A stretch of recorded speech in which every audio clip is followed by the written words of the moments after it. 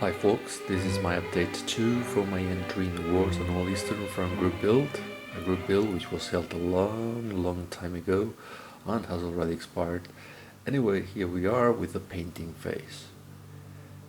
This is where we left it. It's a Panzer 3 with some slight decorative modifications on its cargo, and it's one of Dragon's best kits, and it was fun and relatively easy to build. On the next step, we see it primed. I used black primer on an airbrush. Here we can see it painted with looong, that is blue-gray, and this is going to be the base since I intend to add a winter white coat.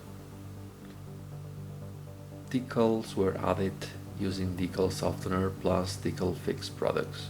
The whole thing was covered with satin varnish, since we are going to weather it a little bit now. This preparation involves airbrushing some heavy chipping effects. It's not extremely necessary, but I don't trust 100% the washable white I'm going to use. Better safe than sorry. And there we go, it's been coated with the washable white I mentioned. To remove it from some areas shouldn't be a problem now. Here we have it. It worked as planned, and the only trouble is that we will have to add more white to create this flourishy effect I have in mind. So carefully I airbrushed white paint again to create smooth transitions on top of that blue-gray. Chipping time with a rusty color and a precision brush. This part is always fun, though you must try not to get carried away by your scratching enthusiasm. Just scratch here and there in logical places where wear and tear occur. I went on adding an ochre filter. We do this in order to blend the whole thing with its environment, adding some shadowy and dirt effects. Then I painted all the objects you can see on top: jack, tools, wooden boxes, etc.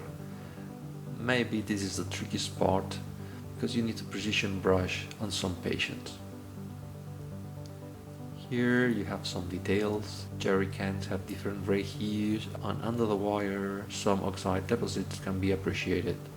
All these details are a bit time consuming, but if you want an eye catcher, you'll have to work with those devilish details.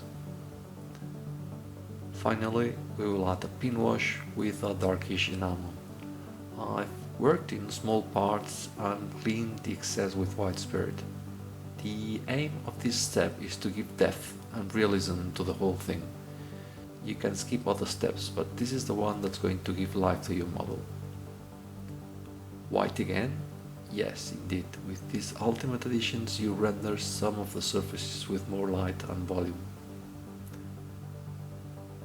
This is the final step by now. Matte effects will come with a diorama base. This is gunmetal pigment, and it's applied carefully with a small brush on the metal details. And that's it by now. Additional matte effects will be applied later. I hope you like the result by now. See you in the next update for this diorama. Bye bye.